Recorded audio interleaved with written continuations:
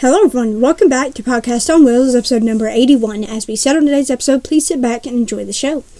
So we are on Festive episode number 3! Yay! Oh my god, I can't believe we're pretty much halfway there. How the hell? We are on the episode in season 5, and I can't believe that we're already Festive episode number 3. Yes. And already so shocking, but by so quick. And I'm shocked that Christmas is literally 72 hours away! What the hell? I'm excited though. I have a good feeling about this Christmas too. So we do have a few topics for you today. So most of them are primarily about us being a quadriplegic and a paraplegic and how many issues we have faced over the years. We are not covering every single issue because that would take too damn long. We've experienced so many issues, but I have an entire list in 2 years. There is just a few of the ones that we've experienced, which the first one is pressure sore issues.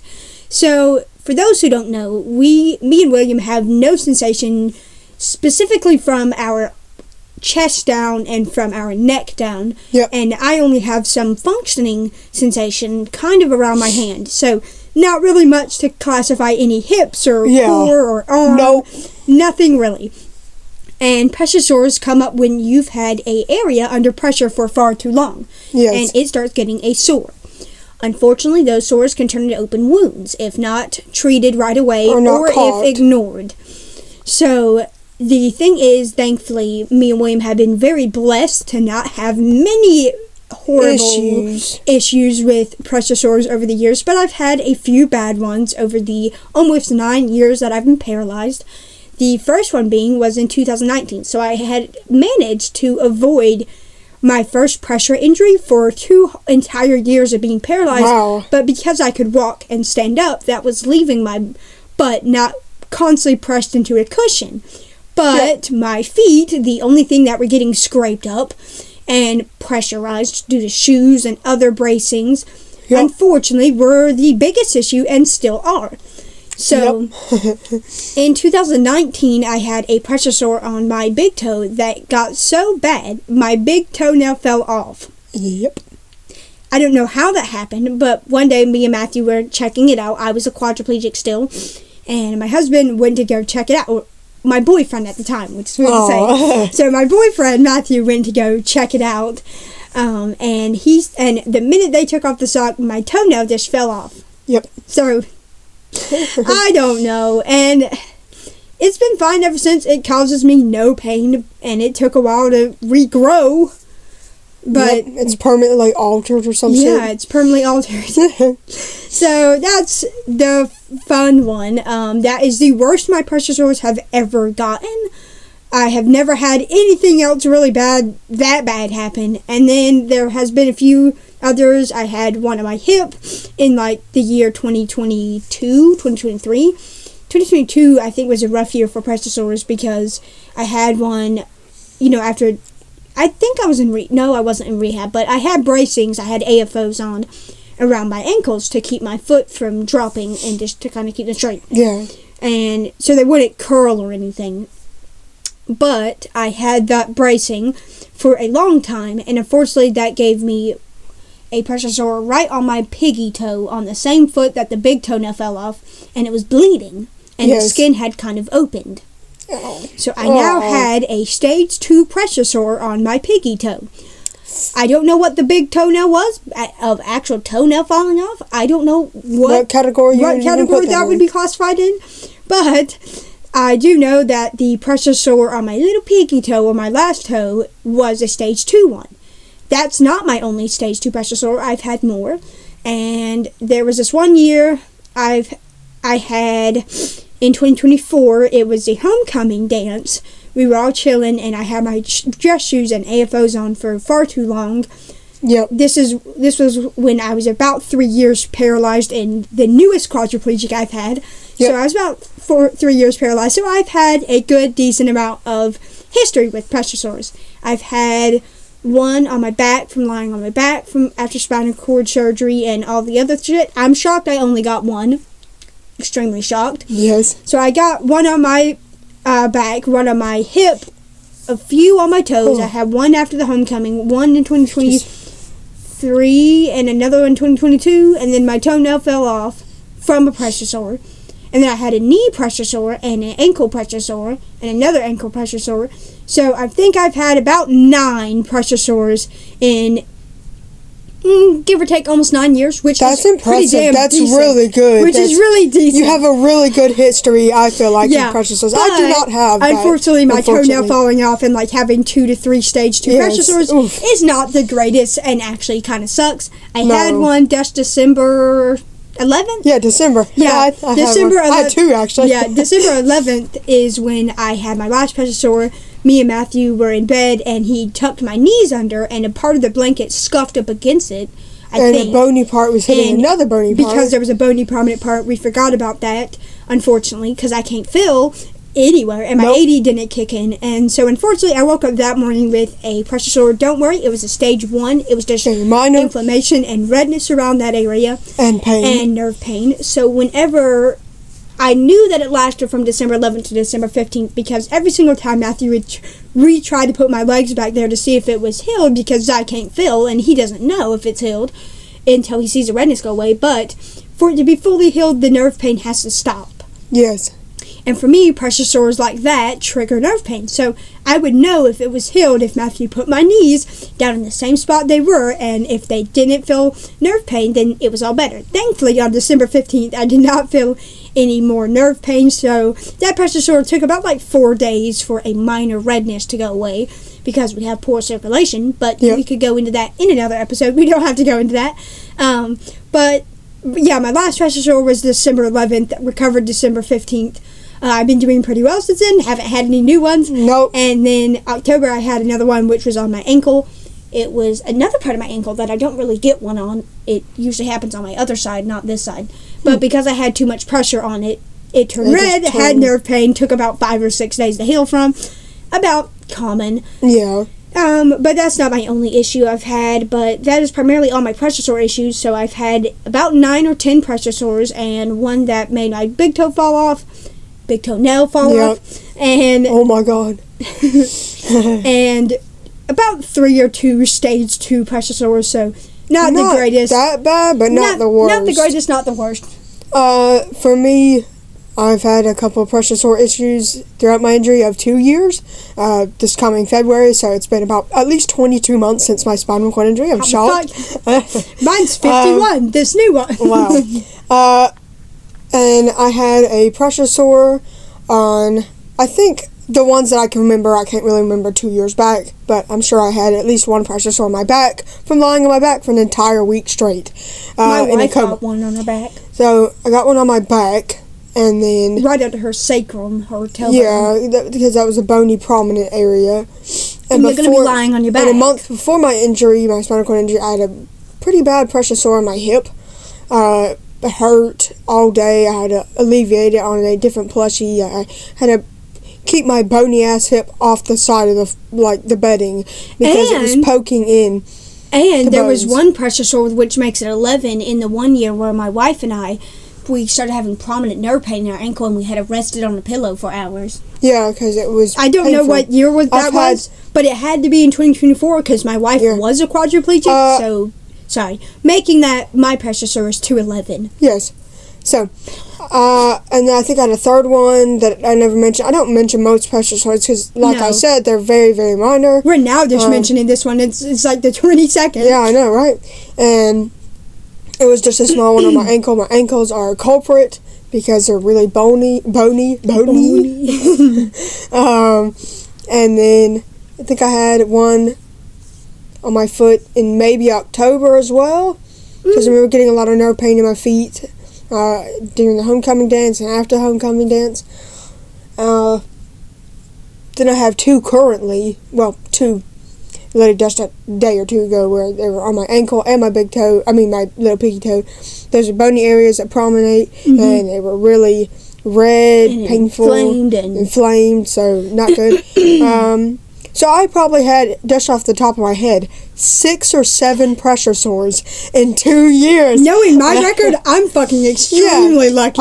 I'm not. I mean, my pressure sores don't turn into stage 3, stage 4, where you have to get a vac, and thankfully, but they've never even turned to stage 2. I've had 6 or 7 annoying pressure sores that would last over a day or 2 to 3 days or something like that. They last a couple days long for each one, so I've had like weeks of pressure sores. My stage 2 pressure sores have lasted over a week, if not 10 days to heal. Yep. Which is a very long time, considering I've had 3 of those, or 2 of those, that would already take a month to heal from those. Yes, so I basically had, I consider myself very lucky in pressure sores still, even though I had 7. I must have hit the pressure sore jackpot. Yeah, my husband at least had probably, he hasn't had any ankles or feet to injure for literally over almost 2 years, so. But he can still get them on his booty. Yes, he can still get them on his back, his hips, his butt, and anything else.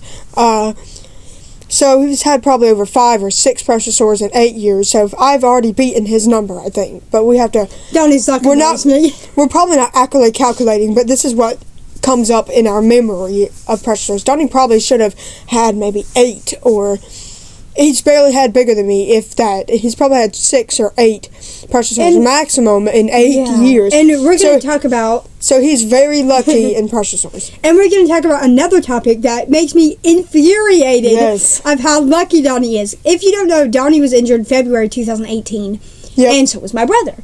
My brother has had kidney stones and a few UTIs and accidents and other problems. He's probably even had a few UTIs. Yes. So, unfortunately, and he goes to a spina bifida doctor to get his, urine culture to make sure he doesn't have one. Yep. Now that he uses catheters. And now that his bladder retains urine. Yes. That's what my son does. But my brother was injured in the same year as Donnie. Yes, admittedly, my brother does have a few less issues than Donnie, but because of the fact that Donnie is like fully, completely paralyzed. My brother is completely paralyzed, but nowhere near the cervical region, and can still get up and walk and use his KFOs and braces. So that gives you a lot of alleviating time, which is nice. My brother has still had a few issues, which is like almost the same to par, if not the same as Donnie's, issue-wise. But what I was talking about was the second topic we're talking about is UTIs. I've had. Yeah, let's just go quick with this one because it's on the list. I'm a chronic sufferer of these damn bitches. I'm not. So I don't think. I would not think so. Yeah, I was paralyzed in 2017, June, and by the time of 2019, 2021, this would have been 4 years. I was 4 years paralyzed and have already had 8 UTIs. I was averaging about 2 UTIs per year, which to me then was a heaven sent. And then in 2021, I had skyrocketed from 8 UTIs to now 18 in 1 year. From 2021 to December 2022, I now had roughly, 26 UTIs, 27? Maybe 30 almost. And now I was only 6 years paralyzed and had that many. Ugh. And then, from the course on out, in 2023, I had 8 UTIs in 1 year due to the fact that a doctor neglected my bladder health and thought I could void on my own. That's a dumbass. I cannot. See that, doctor? Still cannot, and it's been 2 years since that moment, and almost 3. Yep. So, how do you expect me to void on my own when it's been 3 years since a catastrophic almost sepsis? So, technically, I've had 39 UTIs in my almost 9 years paralyzed. I'm not even 9 years yet. Jesus fuck. Shit, so June. I have. If I get one more UTI, I'm going to reach my 40th UTI enterprise. What the? 40th? And I get it. 9 years paralyzed is big. But I don't remember people having 40 UTIs. No, Donnie doesn't even have as much UTIs as I have. I am plagued. I have had 39 UTIs as of counting. I could have had more, but that is the ones that my family remembers. Yeah. That my whole family, she has another UTI. She has another UTI. She has more bladder issues. I constantly had bladder issues for months. I had bladder issues for months. It was getting so bad that there was some times where I would get 2 UTIs in a month. Oh, damn. where, because I had 18 UTIs in 16 months, there was that one month where I got 2. Mm-mm. And every single month, UTI, oh, UTI, oh, 2 more, UTI. Mm-mm. And most of them were septic. Mm-mm. I had to go to the ER for them. I had to be intubated. I've gone septic. I've had where literally it went into my bloodstream. I've had kidney stones. I've had 39 UTIs. I have had a few kidney infections here and there, which have almost turned septic. And my son has a plagued UTI curse as well. And I now have bladder washout bi-weekly, so every 2 weeks I use 270 something catheters a month. Yep. I go through bladder irrigation, and I go through a course of antibiotics every 6 months to still get 1 UTI a year. God damn. What? Yeah. My wife, it triggers me so much because my wife, oh, I'm not on any antibiotics. Oh, I'm not on bladder irrigation. Oh, I'm not on this, and I've only had 2. Yeah, I had to go to the ER. Oh, my 2-year mark, I had 4. Yeah, I had. And my luck. Yeah, for me, my 2-year mark is coming up in February, so it's still 2 months away, about a month and a half away. And my first UTI was in May, just barely 3 months after my spinal cord injury. And then in June, I started acting weird again. I had to get on a course of antibiotics. I went to the ER for having a small stroke because of a UTI mixed with overheating and AD. I didn't know what the fuck that was. So I went to the ER, and that was my second one.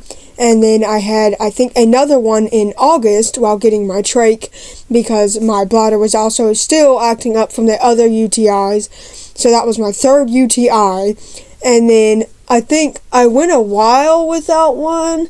I could have had another one mixed in there. I really had to go back on my dates and everything. And then I had one in October. So minimally, I had 5 UTIs in under 2 years. And I had another one in 2022, 2021. So in total in my life, I had 6 or 7 UTIs. So minimum, I had 5 UTIs or 4 UTIs during my 2-year spinal cord injury. That's at least every 6 months, which isn't that bad. I'll take that, but I take antibiotics every 6 months. My friend Emmy, who has the exact same spinal cord injury as me, we have differences between each other, obviously. But how many UTIs has she had? Because Donnie barely had 4 or 5 in 8 years. And oh my God. She's had 2. She really? had one in March and then October. What? Okay. And she's been on phone dogs. How did she only get 2? Yeah. My husband. So irritating. Yeah, my husband had maybe 5 or 4 UTIs. No, 5 or 6. 5 or 4 UTIs in 8 years. I already beat his number, or I'm at him 39. in less than 2 years.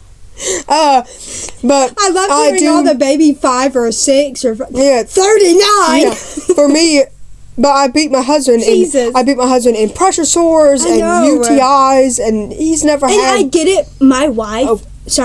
My wife has never been paralyzed as long as I have. I get it. But she's been a quadriplegic of cerebral palsy that has been affecting her for 7 years. Almost my time. Yeah. And she used catheters longer than I have. I haven't. I haven't been using catheters for 2 years. I know that she only used 1 a week, so for a month.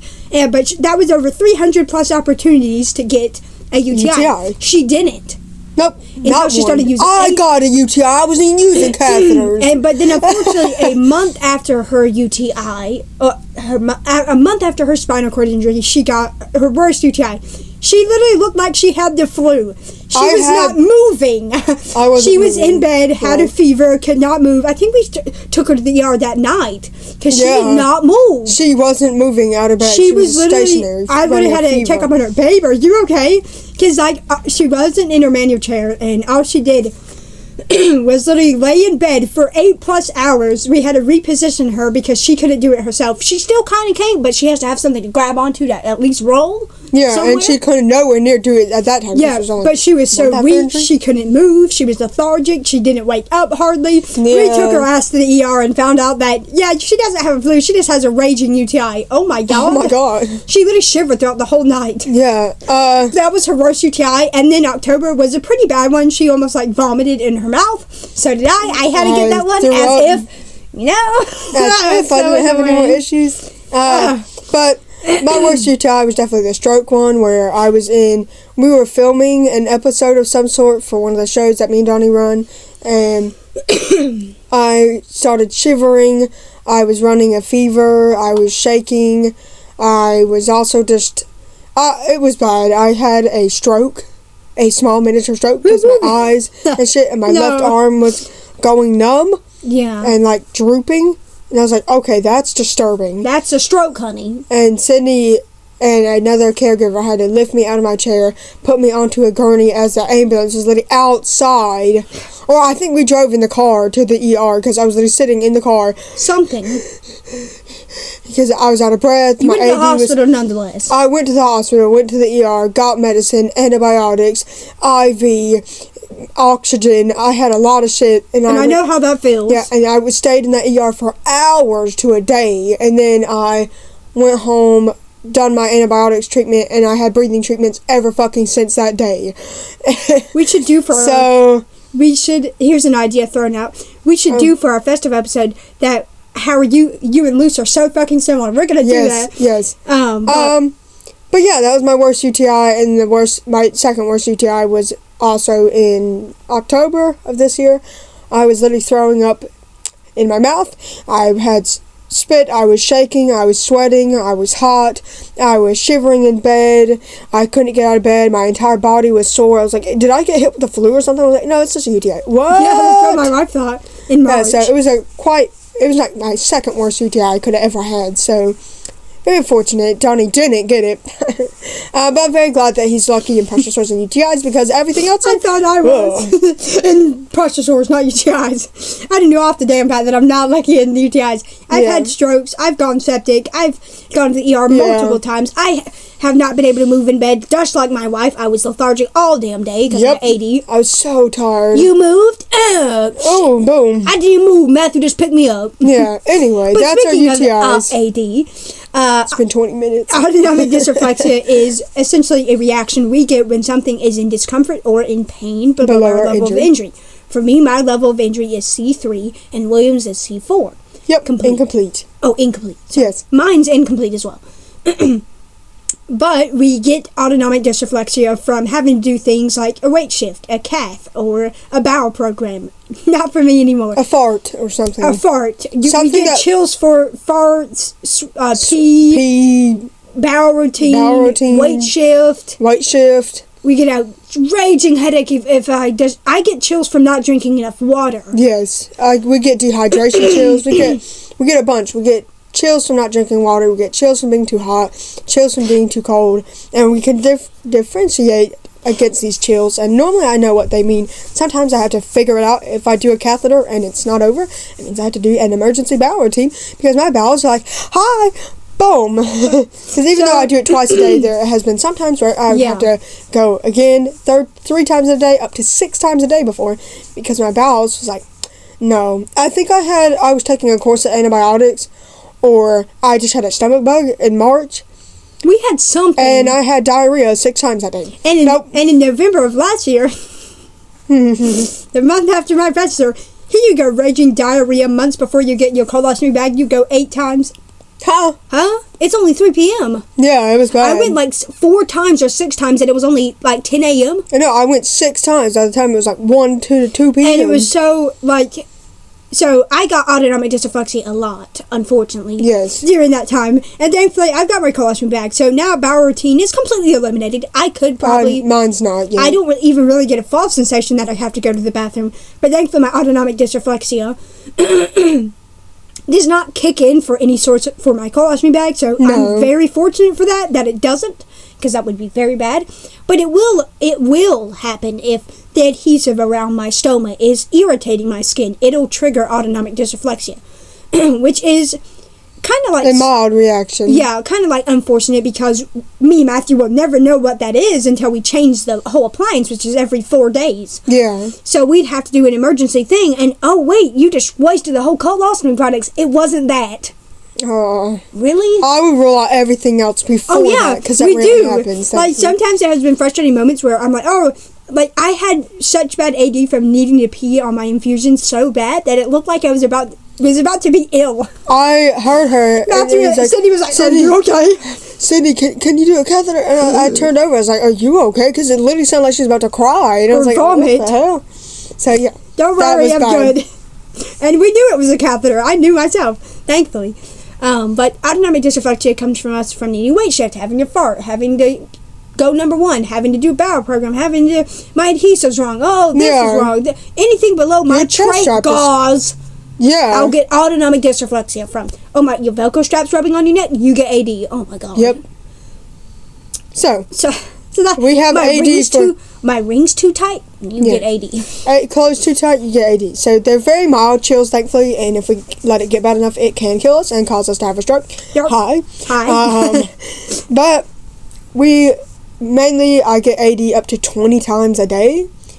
Minimum. 10 times for catheters, about 2 to 3 times for bowel programs, a couple times for weight shifts, clothing, stuff like that. So minimally I get it up to 20 times a day. Very mild chills, thankfully, and that's just my new normal, and I know what to differentiate between them, and most of them, literally over half of them, are catheters. So for me, I get autonomic dysreflexia. I have 9 catheters a day, so I get 9 autonomic dysreflexia episodes. I cannot fart anymore, so I fart into a bag. So that I don't get AD for, thankfully. But I can get AD if something were wrong with my bowel, if it perforated or it blocked. Then you'll definitely start getting AD. I will get a severe reaction to AD, and you're going to have to drive my ass to the hospital to get it deblocked. Because that's not good. That's good. Her way of going. That's my way of exiting stool out my body. Why is it blocked? Yeah, not good. And thankfully I get primarily fed through feeding tubes, so it's not that much of a trigger to block it. I'm very grateful. Right, we got to hurry. It's been 30 minutes. But I do a weight shift about 30 minutes to every hour, so every hour or so I weight shift. God damn, that's 24 times a day. Yeah, never mind. I get AD a lot more. We get AD approximately 40 times a day. 40 times a day minimum. Yep. Donnie has the same thing. Without a severe issue. Yeah, without a severe... We're just casually chilling. We're just casually chilling, having it 40, 50 times a day. So. Yeah. Because weight shifts and catheters are so easy. And it's, I got a little hot. I have little chills. It's fine. Yeah. It's nothing big, I promise. But it can turn into something huge. If I don't have my water, then I'm dehydration, headaches. I'm getting autonomic dysreflexia due to the fact that I'm dehydrated after a night. But that is our AD issues. We just figured we'd talk about why do we get AD, and what we kind of just how we treat it is essentially we just take care of the issue. We try to find the issue and we take care of the issue by doing catheter or bowel routine. But if it's hemorrhoids, that sucks because you don't know why. Yeah, I didn't know why. No. All right. So and then the joys of overheating. All right, I'm just gonna go over this. We overheat. We cannot sweat from below our injury, so we have to dump water on ourselves, drink plenty of water, spray bottles, cooling packs. I have definitely had my fair fucking joy of overheating. Yep. I have fainted before. I have passed out. I have lost consciousness. I have had chills and AD so bad it sent me into a stroke, into the hospital. Hi. And I have been on the floor, vision going weird, and I've been on the floor shaking almost, and I'm pouring sweat from my forehead and a little bit on my arms and my neck. That's the only area I can sweat only, and it's gone. Fucking gone. I've had to drench myself in water before. We had this trip in April where we were doing a cap and gown senior walk. No, May or April or something, and that was terrible. Me and Doc almost fainted. Me and Donnie were dying, and we had terrible. We looked over. Yeah, we had terrible headaches. We were shaking. We thought we were running a fever. We weren't though, but we acted disorientated. We had to spray ourselves. Our hot ass gown was on. We couldn't take it off, and that's why you hardly saw any footage. Yeah, that's why you hardly saw any footage, because me and Donnie were dying half the trip. Yeah, we were dying half the trip. By the end of the Balfour Walking, which was our old elementary school, we were starting to overheat by NAMS. And it's feet away. And that was the first school we visited. That was the first school we visited. We had our speech. We drove on the bus. We drove to Balfour Elementary. We had pictures. Yeah. We got along with the students, and we just walked down the halls, strolled down the halls. And by the end of that, me and Donnie were starting to overheat by 20 minutes in the entire event. We had hours left. And we were overheating. We were sniffling. We were shaking. We had headaches. We felt so ill and faint. We were Sydney was struggling to walk because that was so hot, and we were struggling to push, and it was like, oh my god, I am so tired. My energy was drained in my entire body. Donnie and I literally almost fainted. Our eyes were like shutting on the bus. We were literally slumped we transferred onto the bus seats and whatnot. We were literally slumping in the bus seats. We were pouring sweat, but then not. Had spray bottles and water on deck. We were literally shaking, had our book bags, and were unzipping our gowns as much as possible to get airflow going. But we couldn't really mess up the gown. No, we couldn't mess up the gown. It's a one-time opportunity. Yes. You don't want to lose anything on that gown. And me and Johnny's eyes were shutting. We were so lethargic that we were falling asleep halfway sitting up, and we almost fainted. We were seeing black. So, no. We had a very tough time, but it was still a fun trip nonetheless. It was just, after that, we had headaches on and off because we recovered from the overheating for hours. So that's really bad. So, yeah. And overheating sucks, and it doesn't feel good when me and Donnie do it multiple times. That is one trip example, but on that exact same trip, my wife and Luce, my wife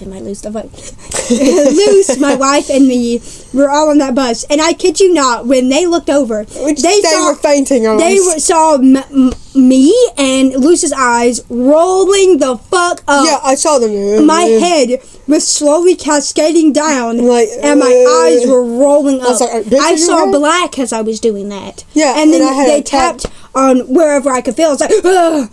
I literally woke up like half dazed. It was like, I was like, are you okay? Like, what? Yeah. After I just fucking fainted almost. And even though I saw black, and literally, I think I just passed out.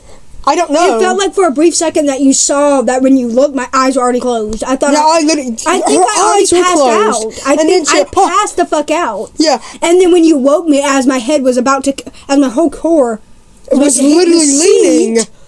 My wife was fainting. Luce at that time was a quadriplegic, and she still is, and everyone was a quadriplegic. But when they looked over, my core was already leaning, and my eyes were completely shut. Yeah, like she was fainted. The bus wasn't moving. Yeah, the bus wasn't, because the teacher was like, no, why go ahead. Am I leaning? They saw our state. It was like, and my eyes. They got a little disturbed. My eyes were completely rolled up. They were up. They were up, and then my core started falling. I think I did faint. I think you did. I fainted because of the heat. And then there was a Shakespeare play that my wife and Luce went to. I was a mammogram second away from fainting. Yeah. Dead fainting. You were hardly hanging in there. I was hardly hanging on by a my thread. wife was getting poured with water, and she about fainted. I think she did. Like, she was getting so close to losing consciousness, but unfortunately me and Luce did. For a few seconds, we literally lost consciousness. Yeah, it was bad. Because he never knew how long we were like that before he turned. I know, because I slightly looked to my right. Are you okay, bitch? You fainted. That's how I look. Already like that. Yeah, and me and Donnie have. I think I've fainted from heat before. Donnie has for different reasons, but I don't think for overheating mainly. It was mainly blood sugar lows that tanked his blood sugar so low he fainted. So and we have an issue with standing. Yeah, we literally almost faint. But a trip example I have is a Shakespeare one. Me and Luce and my wife all went to this Shakespeare play that we went to. I didn't. I wasn't in their English class. May or another month. May, I think. May of this year. We went to that fun trip. We were going to go there around 9 or... No, 10 a.m. No, maybe 10 a.m. So that was a little early morning, so it was a little cooler. Yep. And it was still 90 degrees with high humidity. Oh my God. Ew. And we were out there for 4 to 5 hours. That's dangerous. Sitting there. People threw up because of the heat. What we heard before the trip, people threw up. Oh, I don't feel comfortable. I was on a bus and fainted. What? And then we were sitting there, and I think about 30 minutes in, we started to overheat. Fuck's sake, we have like 4 hours and a half left. We overheat within 20 minutes. And thankfully, it was an hour in, and Luce and I started getting spasms, and we were sweating, and we were shaking, and our eyes felt like that same dimming feeling that we felt on that graduation No, I fainted. And thankfully, Chick-fil-A came just in time, for the trip. We got Chick-fil-A and we fueled up so our blood sugar wouldn't tank down and make that catastrophically worse. Because our blood sugar was going low. And we were also overheating in high humidity, 90 degrees. Oh, no. And we were sitting on a chair. You're going to faint. If they faint, we're falling to the ground. Or and we were in the sun. In the sun, no we shade. weren't even in the shade. Ugh. My friends did not look well after that trip. And thankfully, Amity, we hardly drank the water, but what Amity did was Lucy's girlfriend put the water, didn't pour it, but put at least the cold outing of the water all over my face. Even poured some in their hand and literally doused it on our face. Yeah. And we were an hour in maximum. When they had to do that, they had to douse us with water on our neck and face. So what they did was they had the water bottle and started rubbing the cold condensation on our face. But then we opened the water bottle, poured some tiny in our hands, and splashed it all over our face. And then we had to kind of sit there. I tried to enjoy the show. I wanted to enjoy it so bad. It was so fun to see the actors. But half the time I was with my head down. I can hardly open my eyes. I can hardly do shit. Me and Luce were like, we had the lowest draining in our voice ever. Yeah, it was bad.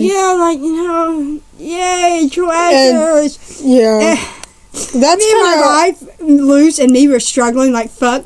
And essentially thankfully we made it out alive. I don't know how. But it literally took us like 2 water bottles and dousing, rubbing, dousing, head down, rubbing, dousing, leaning, forward. Oh, okay, can we have another chip? Yeah, it works. Okay, so that's an awful moment over overheating. Yes. It really, we were overheating so quickly, and thankfully we got on that bus just in time, and it had an AC. Thank the fucking Lord. Ours did not. No, that's why at hour 3 or 2 we died. Mm-hmm. So there was points of AC, and we had water and everything. On that graduation walk, we did not have water. They didn't give us water. That's so diabolically stupid, though. But we could get most water, so we had 3 or 2 water bottles during that trip, and we had other ways of cooling ourselves down, fanning, so we had a lot of implications that helped us. We literally had to pour water almost down Amy's neck. Yeah, it was that bad. We were suffering so damn bad. But it was still fun. But it was still fun. I enjoyed the actors. I enjoyed the play. I wanted to enjoy it further, unless if me and Luce and Emmy did not overheat 20 minutes in and die. So, just rough overheating moments. That's some of the worst moments we've had. Aloha Day was another one, but we're not talking about that one. We just had a handful of worse ones with me and Donnie. About fainted. My wife literally wanted to look shaky. I was like you sound like you're about to vomit. I think she got nauseated due to the heat. Yeah, it was so bad. Yeah, people throw up. She's like, do you have water? Do y'all have water? Do y'all have water? Do y'all have a snack? Ask a teacher. I was like, what? I was like, are you okay? Why are you prominent? Why are you She her blood sugar was low, and then she felt nauseated, and then she felt hot, and then about fainted. Yep. And then got sunburned. Not fun. So, it feels like the only times our blood sugar goes low is when we're overheating. Nah. Bro, that's so accurate. It makes it so much worse. So that is my blood sugar always drops. That is the joy of overheating. That is the joy of overheating. Literally horrible, awful, not fun. And then we have heating and cooling issues. Primarily... I'm just going to go through this, alright? Oh, that's what I was going to do. It's been 40 minutes almost, so... basically, we just have a hard time trying to get cool when we do overheat. And then we have a hard time warming up when we're cold. We have non-stop shivers, and when we get cold, it's not good. Because we're going to stay cold for hours or even days. I've had days where I had to wear hoodies and have warmers on and be near the heat for 4 days before, because heat regulation issues killed me that week. I had heat regulation issues just Friday where I was cold for 6 hours straight with bone-deep tremors. Yeah, deep bone chills, too. And then overheating, it's obviously hard to cool down for multiple hours, so we do have this, unfortunately, both ways, cold and heat-wise intolerance. So it's like we can't get lucky in one of them. No, we can't get lucky in one of them. So, if it's cold weather, we're dealing with cold issues, chills, AD, and then when it's summer, I deal with bees and mosquitoes and overheating. I hate bees so fucking much. Okay. Mosquitoes and bees are the worst things on the planet. Besides Wow. Sorry. Damn. Sorry. I'm sorry. I do agree, but so Alright. Moving on. now it's primarily it. Our brother's insane luck in Pokemon TCG Pocket. After we're done talking about our heating and cooling issues, we found out that our brother, Slayton or Bub, plays Pokemon Pocket. And he played just 2 weeks ago today, I think. And we were kind of shocked. We were like, wait a minute, what do you have? Like, he started 2 weeks ago, he might not have much. He has the damn Lilligant crown and the immersive Gyarados. And already, if you believe, no, how many packs does he have? Yes, he has a job. Yes, he can pay on the game. But he only has $135 packs open and has not spent a dime. Nope. Which sounds about right because they give you a lot of hourglasses and they, you can open 135. A bunch of battles. So he's just, his way of luck is leading on the Doc's path of luck, which is very good. I was shocked. I'm very proud of him, and it's kind of cool. We had a long conversation about it, bro. Our daughter's getting a rainbow. Bro. Yay! Oh my god! Speaking of my luck. Hey, speaking of your luck, the fuck? Bitch. Anyway. What rainbow is it? Is it Steelix? No! It's a Mega Venusaur! Stop! No, I won't. Oh my god, it's so pretty! Alright, she just got a hella cool rainbow. Let's go. Bitch. But I'm very happy of his luck. We had a couple hour long conversation about in the car at Grandma's yesterday. Grandma's went great. Yeah. And I just have a really good feeling about Christmas this year. We were looking at presents and we saw this fat ass one. Both labeled. I was like, whoa. It's so. I love it. It was ginormous, so I'm excited to see what that is. And obviously we'll do. Her only 2 stars are Venusaur. Oh, what the fuck was that? I don't know. Her only 2 stars are Venusaur, though. Yeah, cool. but this weekly vlog will show our Christmas recap and our reactions. I'll show you the gifts, but I won't show them in full detail, but we're going to have a lot, alright? So, I feel like it's just a calmer Christmas than most, thank God. But anywho, that is our brother's insane luck. He already has a crown and the immersive, and what's funny is I have the immersive Altaria and immersive Blaziken in the set, but the only one I'm missing Gyarados, and my son only got Gyarados, my son Lucas. My Lucas. And then our brother got the Gyarados, so everyone's rubbing it in my face by only getting Gyarados, and I haven't got one immersive from that set. Though the problem is, I got a crown from that set as well, like my husband. But we haven't gotten You got a crown from this set, lucky bastard. Yeah. On my account, not our biggest one, which is Johnny's account. So, yeah, that is our brother's luck, and we had a nice conversation about it yesterday. We were talking about battling, and we got even his girlfriend in it. We're like, yeah, like, she said, I got a few cards, like, she didn't show me anything, but, like, she said, yeah, it worked. She got it downloaded. So, yay!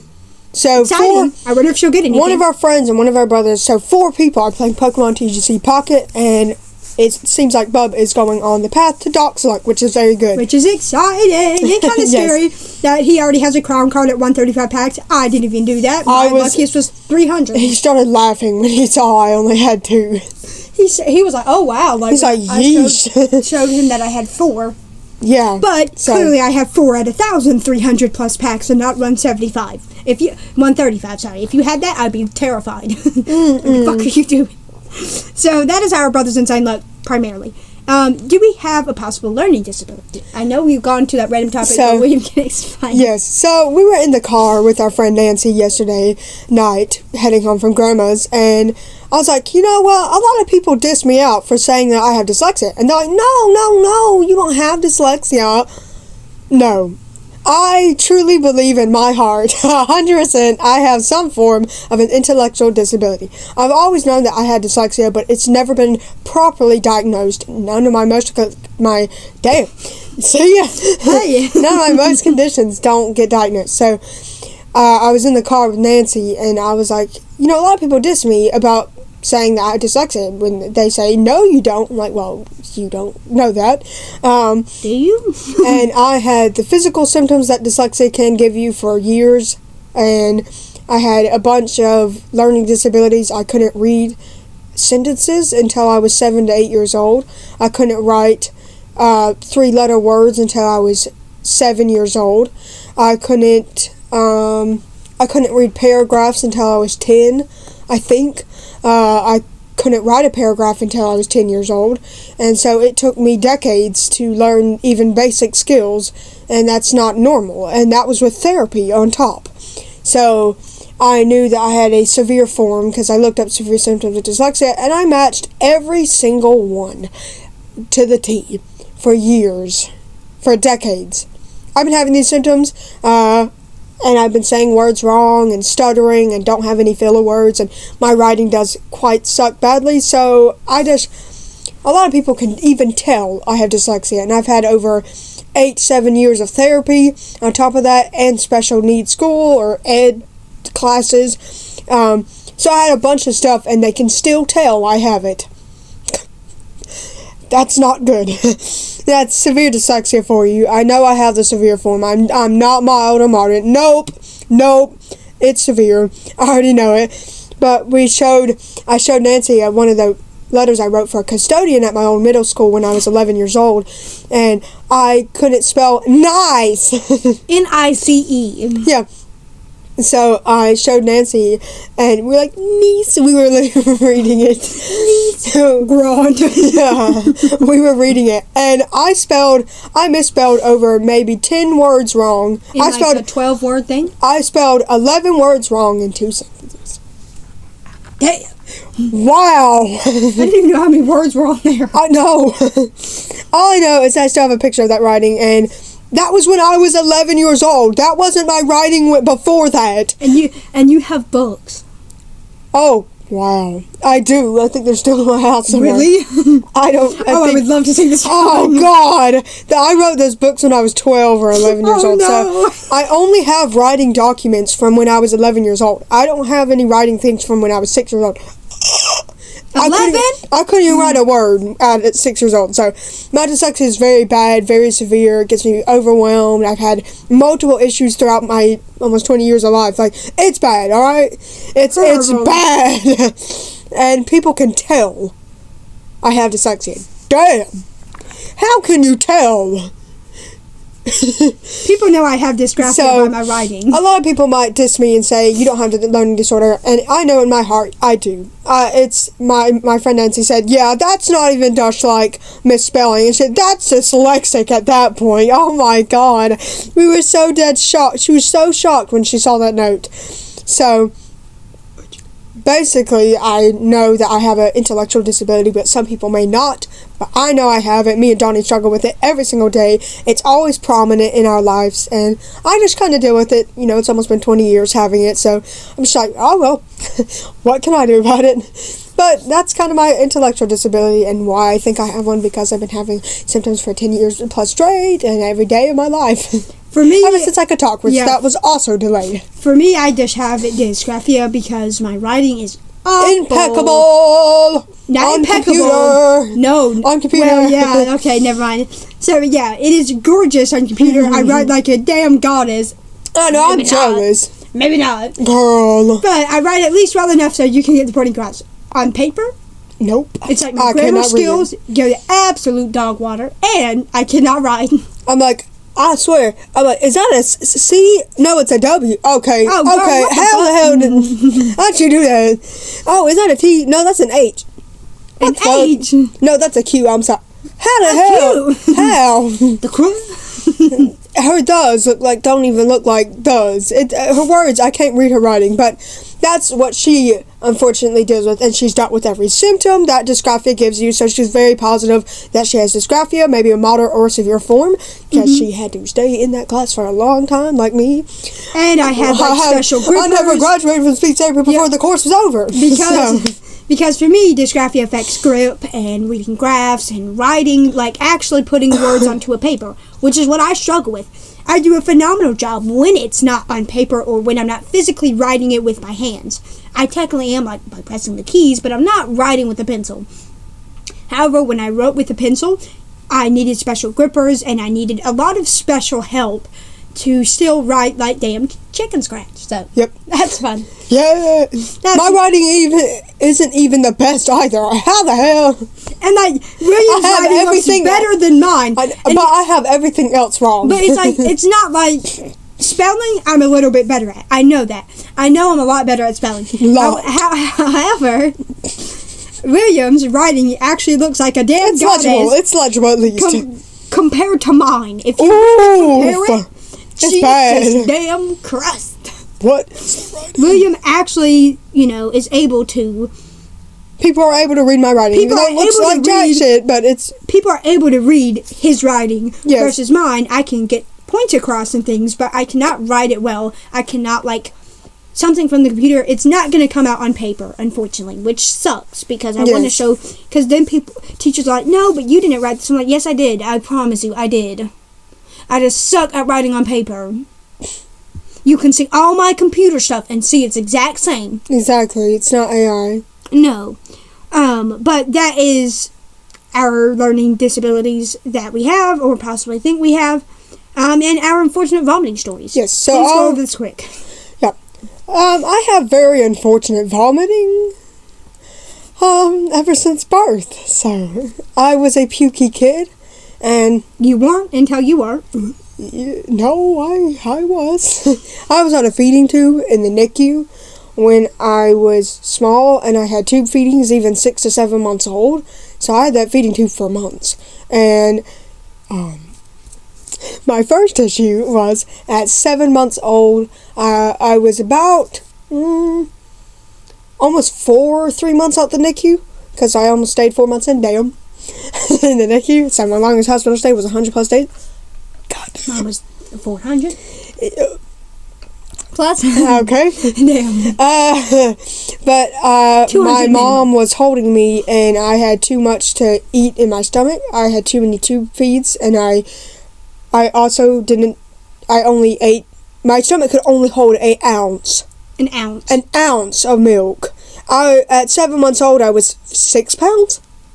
I think I was only 6 pounds. 5. And a couple ounces. So I wasn't even 7 pounds at 7 months old. That's not normal. You're supposed to be way over 10. Exactly. I was the size of a freshly newborn baby at 7 months old. That's not normal. I was very tiny.